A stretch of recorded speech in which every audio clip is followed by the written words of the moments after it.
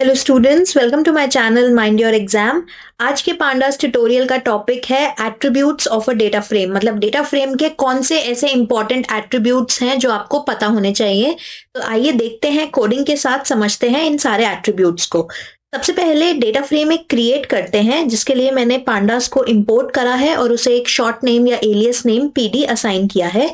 ये data NCERT class 12th की pandas के चैप्टर से है, जिसमें हमने फॉरेस्ट एरिया लिखा हुआ है 3 डिफरेंट स्टेट्स का, असम, केरला और दिल्ली। और इसमें ये जो असम, केरला, दिल्ली है, ये तो कॉलम्स बनेंगे हमारे डेटा फ्रेम के, और जो रोज बनेंगी वो टाइप ऑफ फॉरेस्ट एरिया है, यानी geo area, very dense, moderately dense और ओपन फॉरेस्ट। तो सबसे पहले फॉरेस्ट एरिया नाम की हमने ये एक डिक्शनरी बनाई है, और डिक्शनरी से हम डेटा फ्रेम बनाएंगे। डिक्शनरी से डेटा फ्रेम क्रिएट करना या पाइथन लिस्ट से डेटा फ्रेम क्रिएट करना, ये सारे अलग अलग तरीके हमने पिछली वीडियोस में देखे हैं।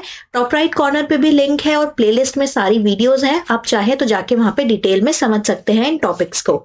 तो यहाँ पे फॉरेस्ट एरिया डीएफ नाम से मैंने एक डेटा फ्रेम क्रिएट करा है, जिसमें 4 रोज आ गई हैं और 3 कॉलम्स आ गए हैं। ठीक है, अब आते हैं डेटा फ्रेम के एट्रीब्यूट्स पे। सबसे पहला एट्रीब्यूट जो हमें समझना है वो है इंडेक्स एट्रीब्यूट। इंडेक्स का क्या मतलब होता है? किसी भी डेटा फ्रेम में जो रो लेबल्स हैं वो बताते हैं इंडेक्स एट्रीब्यूट को। यानी इंडेक्स अगर आप प्रिंट करेंगे किसी भी डेटा फ्रेम का, तो आपको रो लेबल्स की एक लिस्ट मिल जाएगी। तो यहाँ पे इंडेक्स एट्रीब्यूट को प्रिंट करने का या डिस्प्ले कराने का क्या तरीका है?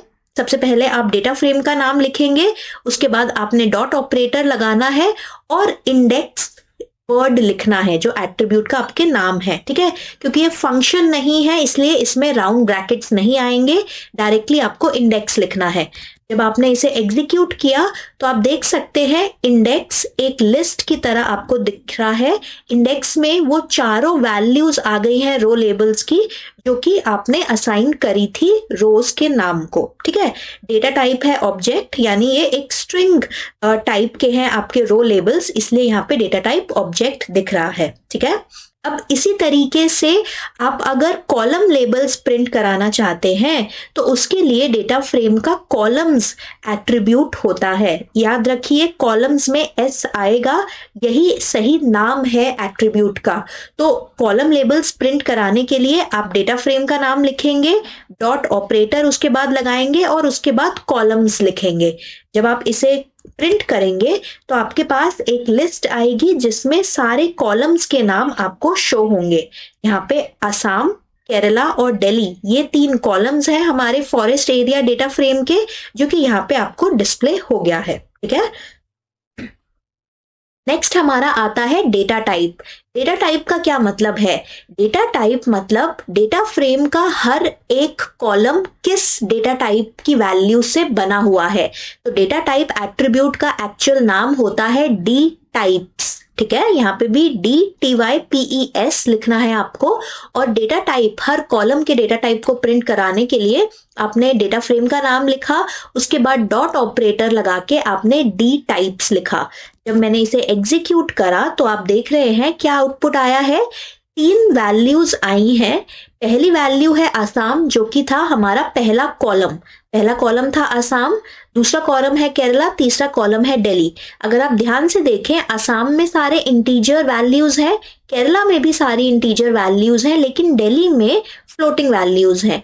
तो इसीलिए जब आपने डी टाइप्स एट्रीब्यूट प्रिंट कराया है अपने डेटा फ्रेम का, तो असम के सामने इंट 64 यानी इंटीजर विद 64 बिट्स स्पेस जो लेता है वो आ गया है। केरला का भी डेटा टाइप इंट 64 है, लेकिन दिल्ली वाला जो कॉलम है उसका डेटा टाइप है फ्लोटिंग पॉइंट, जो कि 64 बिट्स ले रहा है। ठीक है, अब डेटा फ्रेम की सारी वैल्यूज को अगर आप प्रिंट कराना चाहते हैं तो यहाँ पे वैल्यूज एट्रीब्यूट का आप यूज कर सकते हैं।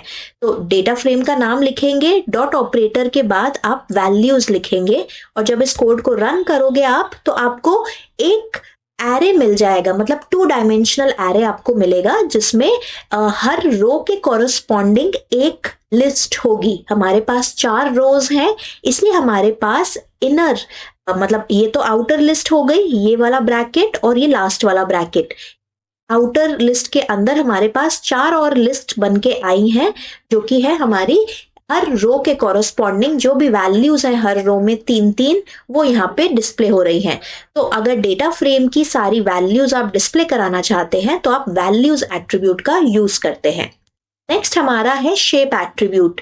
शेप एट्रीब्यूट क्या बताता है कि डेटा फ्रेम में कितने रोज हैं और कितने कॉलम्स हैं। तो क्योंकि 2 डायमेंशनल डेटा फ्रेम में जो हम यूज कर रहे हैं हमारे पास 4 रोज हैं और 3 कॉलम्स हैं, असम, केरला और दिल्ली, इसलिए यहाँ पे एक टपल के फॉर्म में आपको आउटपुट दिखा है 4,3। तो नंबर ऑफ रोज पहले लिखी जाएंगी और उसके बाद नंबर ऑफ कॉलम्स आएंगे। ठीक है। नेक्स्ट एट्रीब्यूट है साइज एट्रीब्यूट। साइज एट्रीब्यूट हमें ये बताता है कि डेटा फ्रेम में टोटल कितनी वैल्यूज हैं।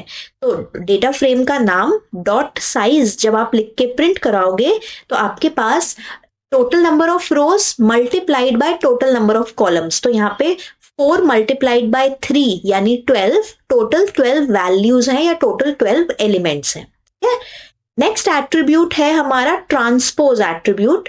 रैदर ये एक फंक्शन की तरह काम करता है क्योंकि ये सिर्फ कुछ वैल्यू प्रिंट करके नहीं दे रहा, डेटा फ्रेम को मॉडिफाई कर रहा है। तो forest area DF dot T जब आप लिखोगे तो आपका डेटा फ्रेम ट्रांसपोज हो जाएगा। ट्रांसपोज का क्या मतलब है, जो पहले आपकी रोज थी वो अब कॉलम्स बन जाएंगे और जो आपके पहले कॉलम्स थे वो अब रोज बन जाएंगी। तो पहले आपके पास 4 रोज थी, geo area, very dense, moderately dense और ओपन फॉरेस्ट, और ये अब 4 कॉलम्स बन गए हैं। और ओरिजिनल डेटा फ्रेम में आपके पास 3 कॉलम्स थे, असम, केरला और दिल्ली, जो कि अब रोज बन गए हैं। अब अगर ट्रांसपोज करने के बाद मैं ओरिजिनल डेटा फ्रेम प्रिंट कराती हूँ तो क्या ट्रांसपोज वाले चेंजेस ओरिजिनल डेटा फ्रेम में रिफ्लेक्ट होंगे? नहीं। ट्रांसपोज एक नए कॉपी बना के उस पे आपको ट्रांसपोज करके वैल्यूज आउटपुट देता है। तो जब ओरिजिनल डेटा फ्रेम आप दोबारा प्रिंट कराएंगे ट्रांसपोज के बाद तो आपको कोई चेंज नहीं दिखेगा। जब आप डेटा फ्रेम डॉट टी या ट्रांसपोज करेंगे तो सिर्फ उस आउटपुट में आपको ट्रांसपोज्ड डेटा फ्रेम दिखेगा। ठीक है। लास्ट एट्रीब्यूट पे आते हैं डेटा फ्रेम के, जो कि है एम्प्टी एट्रीब्यूट। एम्प्टी एट्रीब्यूट क्या करता है, आपको ट्रू या फॉल्स यानी बूलियन आउटपुट देता है और ये बताता है कि आपका डेटा फ्रेम एम्प्टी है या नहीं। यानी अगर डेटा फ्रेम में एक भी वैल्यू है तो वो नॉन एम्प्टी है, तो ये एम्प्टी एट्रीब्यूट आपको फॉल्स देगा। और अगर सारी वैल्यूज ब्लैंक है या कोई भी वैल्यू नहीं है आपके डेटा फ्रेम में, आपने कोई वैल्यूज इनपुट ही नहीं करी, तो ये आउटपुट आएगा ट्रू।